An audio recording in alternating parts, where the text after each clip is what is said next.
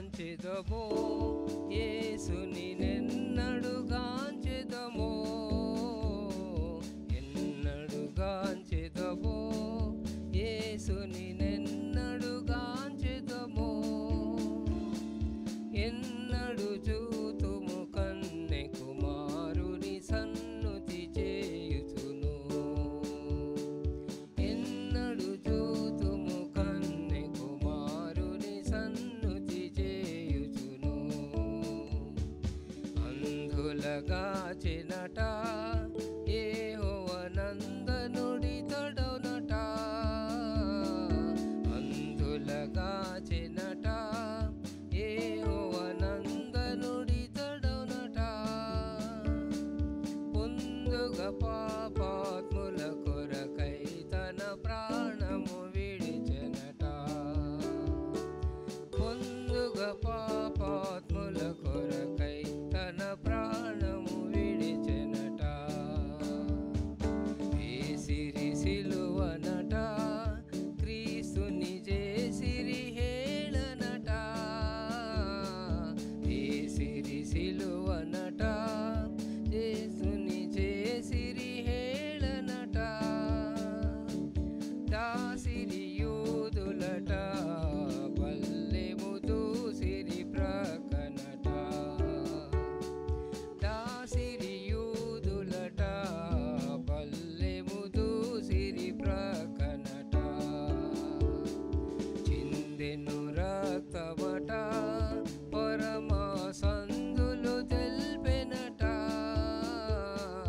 చిందెను రక్తమట పరమా సందులు తెల్పెనట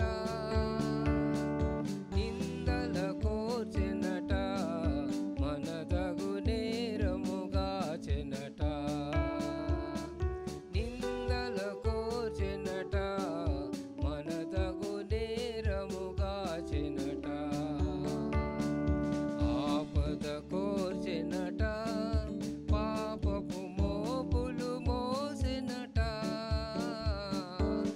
ఆపద కోర్చెనట పాపపు మోపులు మోసెనట కోపము మాన్పెనట యెహోవా కొడుకై వెలసెనట కోపము మాన్పెనట యెహోవా కొడుకై వెలసెనట అక్షయుడి తడెనట జగతికి రక్షకుడాయనట అక్షయుడి తడెనట జగతికి రక్షకుడాయనట దీక్షగా నమ్మిన నరులందరికీ నిరీక్షణ దేవుడట దీక్షగా నమ్మిన నరులందరికీ నిరీక్షణ దేవుడట ఎన్నడు గాంచెదమో యేసుని నెన్నడు గాంచెదమో ఎన్నడు గాంచెదమో యేసుని నెన్నడు గాంచెదమో ఎన్నడు చూతుము కన్నె కుమారుని సన్నుతి చేయుచును ఎన్నడు చూతుము కన్నె కుమారుని సన్నుతి చేయుచును.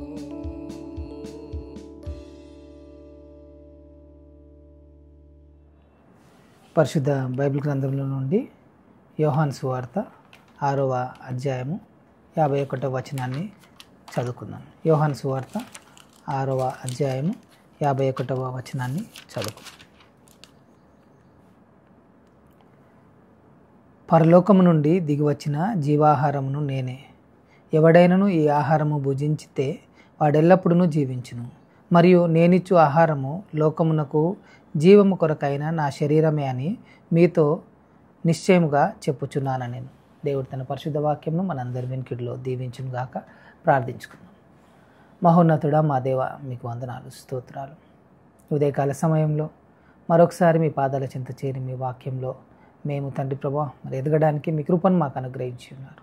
మా ఇళ్ళ మీరు చేస్తున్న కార్యములన్నిటిని బట్టి మీకు వందనాలు. ఈ 40 దినాలు మాకు ఆశీర్వాదకరంగా, మేలుకరంగా, ఆధ్యాత్మికంగా మా జీవితాలకు తండ్రి ప్రభా బలమిచ్చేదిగా ఈ దినాలు ఉండునట్లుగా మీ కృపను అనుగ్రహించి మీ వాక్యం చేత మమ్మల్ని బలపరచమని, మా నోటి మాటలు మా అందరి హృదయ ధ్యానములు మీ దృష్టికి అంగీకారమగినట్లు చేయమని యేసు పరిశుద్ధ నామమున వేడుకుంటున్నాం తండ్రి, ఆమేన్. దేవుని నామమునకు మహిమ కలుగును గాక. Living like Jesus, the power of his names. యేసులా జీవించుట, ఆయన నామముల్లో ఉన్నటువంటి శక్తిని మనము చూస్తూ వస్తూ ఉన్నాం. అనేక నామాలు యేసు ప్రభు వారికి ఇవ్వబడ్డాయి. దాదాపుగా 700 పై నామములు ఆయన వాడబడినట్లుగా మనం చూస్తూ ఉన్నాం. దాంట్లో కొన్ని మాత్రమే మనం ధ్యానిస్తూ వస్తూ ఉన్నాం. ఈ దినాన యేసు ప్రభు వారు చెప్పినటువంటి పలికినటువంటి మాటల్లో ఐఎమ్ ద లివింగ్ బ్రెడ్, జీవాహారమును నేనే అని యేసు ప్రభు వారు చెప్పి ఉన్నాడు. ఆయన అనేక పర్యాయాలు ఈ రీతిగా కొన్ని మాటల్లో యోహాను సువార్తల్లో ఆయన చెప్పినటువంటి మాటలు మనకు చాలా ఉంటా ఉన్నాయి. వాటిలో ప్రాముఖ్యమైనటువంటిది జీవాహారమును నేనే, పునరుత్థానమును నేనే, జీవమును నేనే అనే మాటలను మనం ధ్యానిస్తూ ఉన్నప్పుడు యేసు ప్రభువారు ఆయన జీవాహారముగా తనను తాను ఆయన చెప్పుకోవడం మనం చూస్తూ ఉన్నాం. పరలోకము నుండి దిగి వచ్చినటువంటి జీవాహారంగా తనను పరిచయం చేసుకుంటా ఉన్నాడు. యేసు ప్రభువారు ఆయన మరి ఈ రీతిగా ఆయన చెప్పడం, ఈ ఆహారము భుజించితే మరి ఎప్పటికి కూడా జీవిస్తారు అని చెప్పడం మనం చూస్తూ ఉన్నాం. యోహాను సువార్తికుడు చాలా స్పష్టంగా ఆయన ఈ విషయాన్ని మన ముందు ఉంచుతూ ఉన్నాడు. ఈ దినాన ఈ జీవాహారం గురించి మనం ధ్యానిస్తూ ఉన్నప్పుడు ఒక 3 విషయాలు మీ ముందు నేను ఉంచాలని ఇష్టపడతా ఉన్నాను. మొట్టమొదటిగా యేసు ప్రభు వారు చెప్పినటువంటి మాట, నేను మరి పరలోకం నుండి దిగి వచ్చినటువంటి ఆ జీవాహారం అంటాడు. మొదటిది ఏంటి అంటే Jesus is the bread that came down from heaven. యేసు ఆయన పరలోకము నుండి దిగి వచ్చిన జీవాహారము నేనే.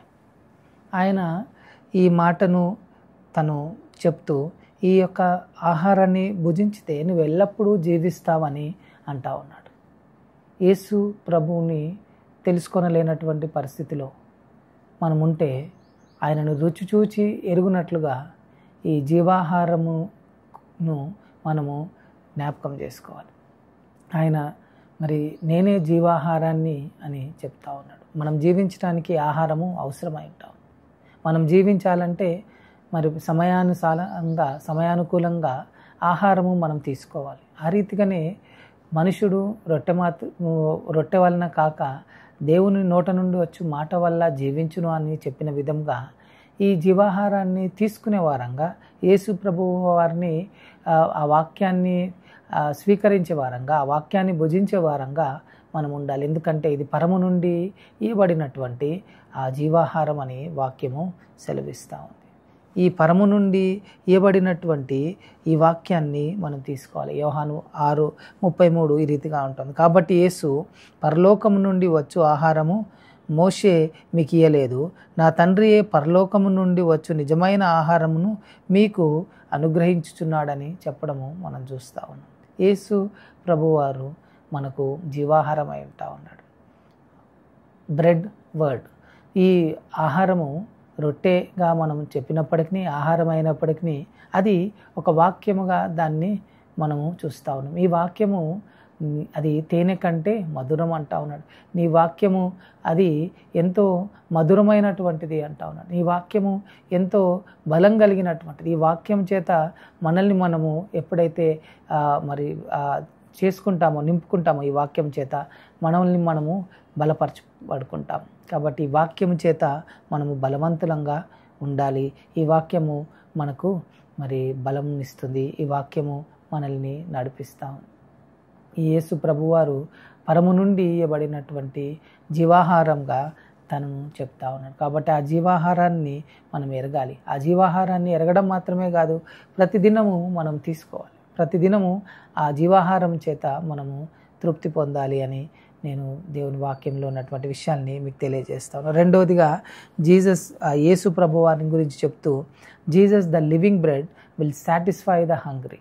ఈ యేసు ప్రభువారు జీవాహారంగా ఉంటూ ఆయన ఆకలిగా ఉన్నటువంటి వారి ఆకలిని తీర్చేటటువంటి వాడు. ఈ భూమి మీద ఆయన ఉన్నప్పుడు ఆయన చేసినటువంటి అద్భుతాల్లో ఒక అద్భుతము, ఏంటి ఆ అద్భుతము అనంటే, అనేక మంది ఆయన బోధ వినడానికి ఆయన దగ్గరికి వస్తున్నప్పుడు సముద్ర తీరంన అనేక మంది అక్కడ కూర్చొని ఉన్నారు. కూర్చున్నప్పుడు చాలా ఆలస్యం అయిపోతూ ఉంది. వారు ఇంటికి వెళ్తే 1 రోజు కాదు 2 రోజులు వారు అట్లుంటూ ఇంటికి వెళ్తున్న సమయంలో వారు పడిపోతారు. కాబట్టి వారికి ఏం కావాలి? ఆహారం కావాలి.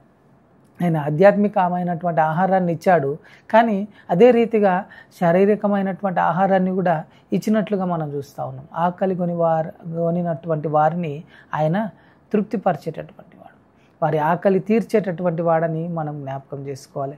మత్తయి సువార్త 14వ అధ్యాయంలో 19వ వచనం నుండి చూస్తే, వారి కొరకు ఆహారం పెట్టుడని శిష్యులతో చెప్పినప్పుడు ఇంతమందికి మనం ఆహారము పెట్టలేము, ఇంతమందిని మనము పోషించలేమని చెప్పినప్పుడు యేసు ప్రభు వారి దగ్గర ఉన్నటువంటి మరి ఆ రొట్టెల్ని తీసుకొని 5 రొట్టెల్ని 2 చిన్న చేపల్ని తీసుకొని వాటిని ఆశీర్వదించి విరిచి ఆయన వారందరికీ పంచిపెట్టినట్లుగా మనం చూస్తూ ఉన్నాం. ఆయన జీవాహారమైనటువంటి వాడు. ఆ జీవాహారమైనటువంటి దేవుడు నీకు ఆహారాన్ని పెట్టేటటువంటి వాడు, నీ ఆకలి తీర్చేటటువంటి వాడు. ఆకలి కొన్నటువంటి వారి ప్రాణాన్ని ఆయన తృప్తిపరిచేటటువంటి వాడని దేవుని వాక్యం అంటా ఉంది. అందుకే దేవుని వాక్యంలో ఒక శ్రేష్టమైన కీర్తనలో ఒక మాట ఉంటుంది, ఏంటంటే, సింహ పిల్లలు లేమి గలవై ఆకలి కొనును కానీ ఆయన యందు నమ్మిక ఉంచినటువంటి వారికి ఏ మేలు కొదువై ఉండదు అంటా ఉన్నాడు. ఆయన అరణ్యంలో వారికి ఆహారాన్ని ఇచ్చాడు, అరణ్యంలో వారిని పోషించాడు, వారి ఆకలిని ఆయన తీర్చినట్లుగా మనం చూస్తూ ఉన్నాం. ఫిజికల్గా ఉన్నటువంటి ఆకలిని తీర్చాడు, ఆధ్యాత్మికపరమైనటువంటి స్పిరిచువల్ ఫుడ్ని కూడా వారికి ఆయన అనుగ్రహించినట్లుగా మనము చూస్తూ ఉన్నాం. కాబట్టి యేసు ప్రభు వారు చేసినటువంటి అద్భుతాల్లో ఇది ఒక ప్రాముఖ్యమైనటువంటి అద్భుతంగా మనము దీనిని చూస్తూ ఉన్నాం, ప్రియమైనటువంటి వారలారా. కాబట్టి యేసు ప్రభు వారు ఆకలి ఉన్నటువంటి వారి ప్రాణములను తృప్తిపరిచేటటువంటి దేవుడు, ఆకలి ఉన్నటువంటి వారి ఆకలిని తీర్చేటటువంటి దేవుడు. యేసు ప్రభు వారు మరి ఆయన జీవాహారంగా చెప్పబడతా ఉన్నాడు. మరి తర్వాత మూడవదిగా ఏమంటా ఉంది దేవుని వాక్యం, ఏం చెప్తా ఉందంటే, Jesus the living bread that gives life to this world. ఈ యేసు ప్రభు వారు జీవాహారం అయినటువంటి దేవుడు. ఆయన మరి ఈ లోకంలో ఉన్నటువంటి మనకు జీవాన్ని ఇచ్చేటటువంటి వాడు అని దేవుని వాక్యము మనకు తెలియజేస్తూ ఉంది. యోహాను సువార్తలో 6వ అధ్యాయంలో ఆ మాట ఆయన తెలియజేస్తూ ఉన్నాడు.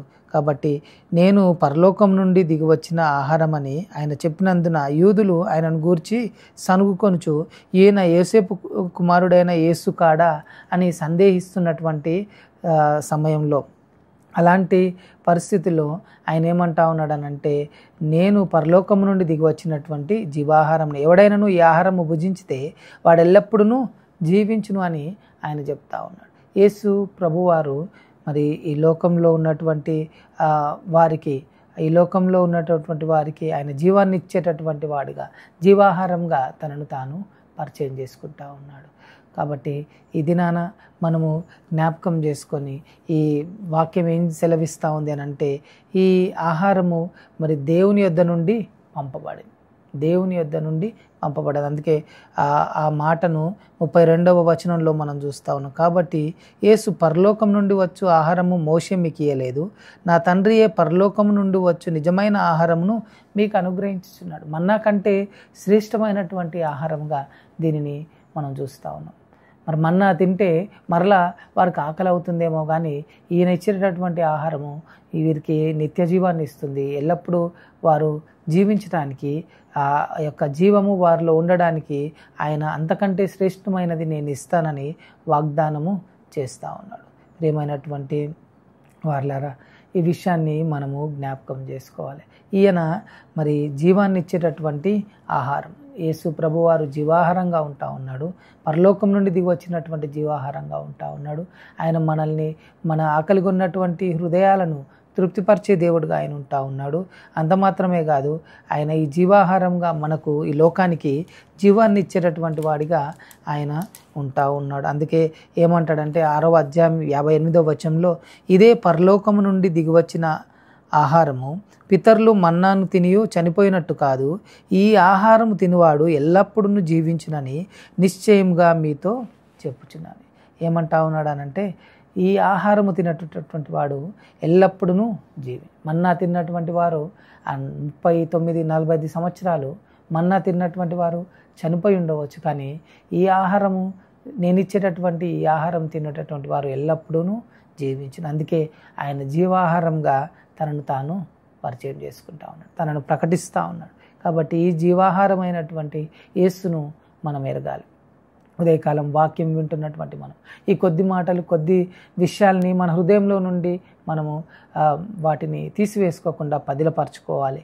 నేనే జీవాహారం అని యేసు ప్రభువారు అంటా ఉన్నాడు. పరలోకం నుండి దిగి వచ్చినటువంటి ఆహారాన్ని నేనే అంటా ఉన్నాడు. నేనే తృప్తిపరిచేటటువంటి వాడని, మీకు శారీరకమైనటువంటి ఆకలి తీర్చువాడని కూడా నేనే ఆయన అంటా ఉన్నాడు.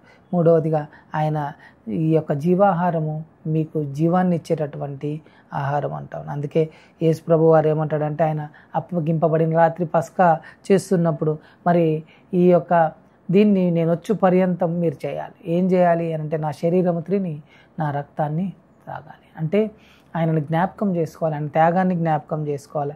ఆయన శరీరం మన కొరకు నలగొట్టబడిందని, ఆయన రక్తము మన కొరకు కార్చబడిందని మనము జ్ఞాపకం చేసుకోవాలి. దీన్ని చేస్తేనే ఆయనతో మనం పాలుభాగస్తులంగా ఉంటామని దేవుని వాక్యము మనకు తెలియజేస్తుంది. కాబట్టి జీవాహారము ఆయనే అని మనం జ్ఞాపకం చేసుకుంటూ, పరలోకం నుండి దిగి వచ్చిన ఆహారంగా ఆయన మనల్ని తృప్తిపరిచే, మనల్ని ఆకలి లేని వారిగా, మన ఆకలిని తీర్చేవాడిగా ఆయన చేస్తాడని, ఆయన మనకు నిత్యమైనటువంటి జీవాన్ని ఇచ్చేటటువంటి వాడుగా, ఈ లోకానికి ఆయన జీవాన్ని ఇచ్చేవాడుగా జీవాహారం గురించి చెప్పబడుతోంది. ఈ కొద్ది మాటలు మనందరి వినికిడిలో దేవుడు దీవించునుగాక. ప్రార్థించుకుందాం.